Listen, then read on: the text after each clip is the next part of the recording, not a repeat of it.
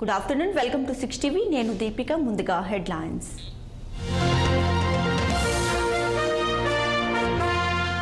ప్రతిపక్షాలు గత 10 ఏళ్లుగా తమ పాత్ర పోషించడం లేదు. దేశ హితాన్ని దృష్టిలో పెట్టుకుని సహకరించాలన్న ప్రధాని మోడీ. అయోధ్యలో ఆలయ నిర్మాణం గొప్ప ఘట్టం. కాశ్మీర్లో ఆర్టికల్ 370 ఎత్తివేత చారిత్రాత్మకం. ఉభయ సభలను ఉద్దేశించి కీలక ప్రసంగం చేసిన రాష్ట్రపతి. రేపు గజ్వేల్ ఎమ్మెల్యేగా మాజీ సీఎం కేసీఆర్ ప్రమాణ స్వీకారోత్సవానికి బీఆర్ఎస్ ఎమ్మెల్యేలకు ఆహ్వానం.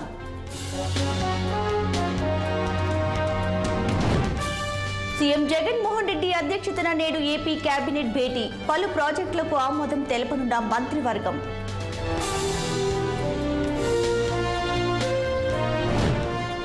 హెచ్ఎండిఏ మాజీ డైరెక్టర్ కస్టడీకి నాంపల్లి కోర్టు అంగీకారం. శివ బాలకృష్ణను 8 రోజుల పాటు విచారించనున్న ఏసీబీ.